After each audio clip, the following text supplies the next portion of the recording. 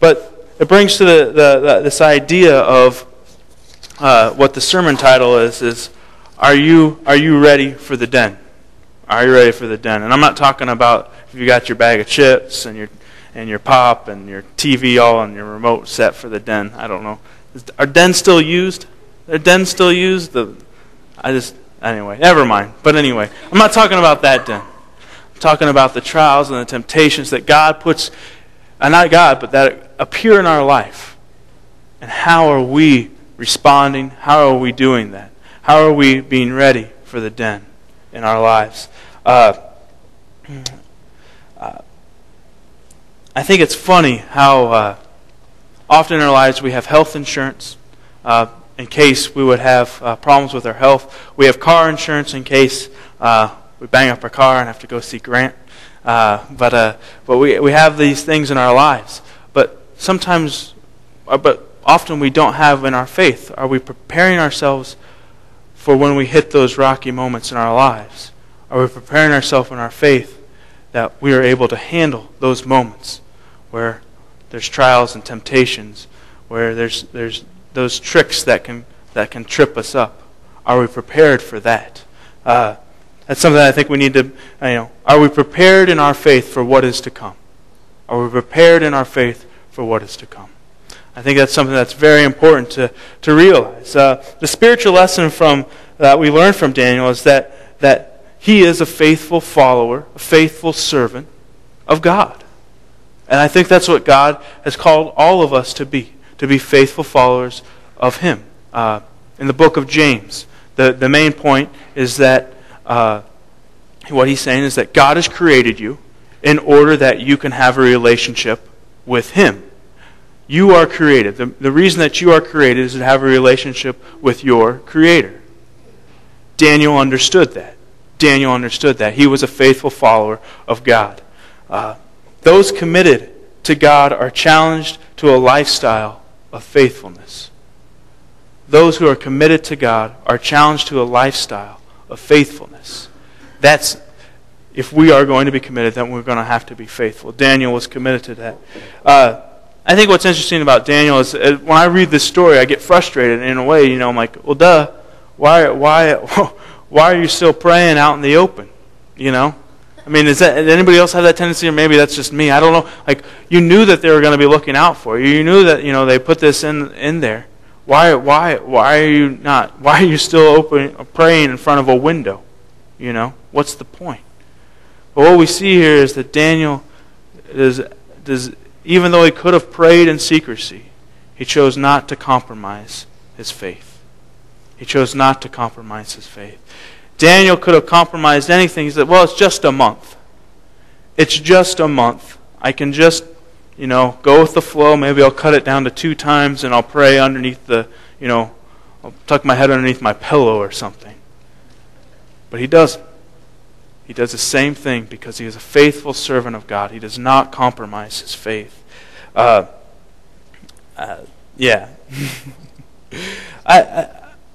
I think it's neat because as we prepare, as we're hearing this, there's sort of 3 ships that we can be on in our life and in our faith journeys and whatnot. And the first ship would be, I don't know why I'm saying ships, because of the Madam Carroll last week. I'm still in the boat mind, I think. But the first ship is, those people who have committed their lives to Christ and have done, they've done that, they've said yes, and they haven't moved forward at all. They haven't, taken the steps that right afterward. They're just sort of there. They say, I understand that you're the Son of God, and I commit my life to you, and it's through you that I have a relationship with God. Okay, boom. Okay. Then there are those people who have had a relationship with God, and they've done things. They've gone to church. They've done growth groups or whatnot. But it's for some reason they've just begun to fade away. Maybe they're not as dedicated as what they once were. Then there's people who are disciples of Jesus Christ. Everything they do, they are followers of Christ. Everything that they do.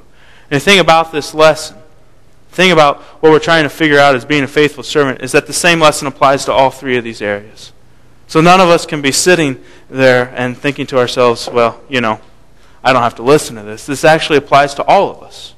Because we are all, and this is the key here, we are all called to be continually growing in our relationship with God.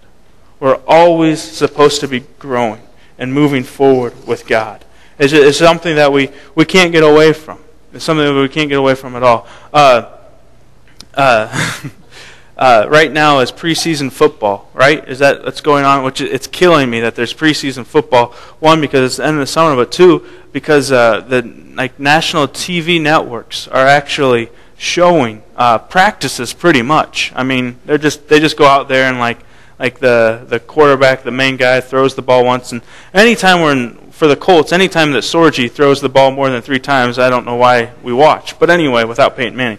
But anyway, preseason football, if you talk to those players right now, these are exceptional athletes. These are great athletes. If you talk to them right now, you say, well, are you satisfied with where you're at right now, with how the team's functioning, how it's gelling, how you guys are going to move forward? They'd say no.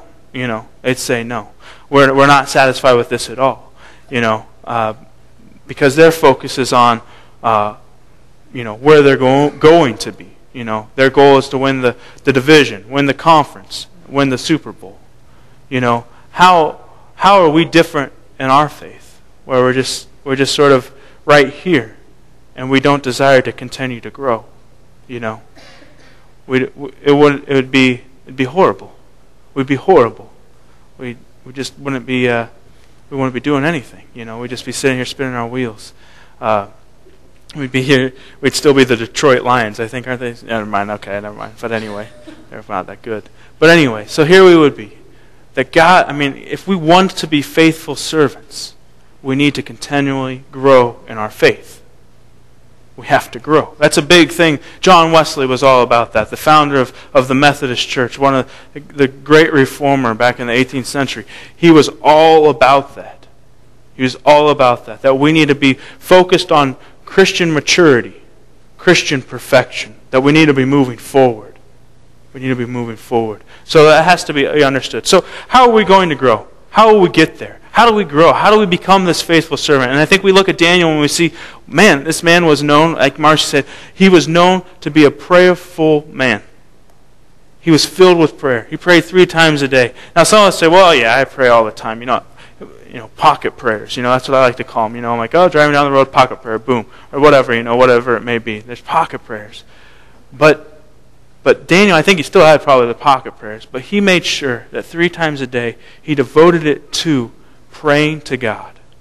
Praying to God. So if we want to be faithful servants, we need to be praying. Thomas Merton, who was a monk, who he was great. He wrote many books, and I really like him. I think one of the main reasons I like him is that he was in a monastery just south of Louisville, and I was able to visit there. But he is a brilliant mind, and he is a great blessing for us to study him and to hear what he has to say about God. But what he says about prayer, and what he says about prayer is that it's not meant to be selfish. Prayer is not meant to be selfish. But in praying, we are to find God. In praying, we are to find God. Are we saying those types of prayers? Are we saying prayers that are opening our eyes to who God is? That's what prayer is about. So focus that on your prayers. The next thing is, I think we have to take action. We have to take action if we want to be faithful servants. Like Mary Lou pointed out, we have Soup for the Soul on Tuesday. We have to take action. We have the food pantry that we do. We have these things that we have to be active in. And showing our faith to others. Letting people know that we are unique and peculiar because we are followers of Jesus Christ. So we have to take action. Another thing is that we have to study.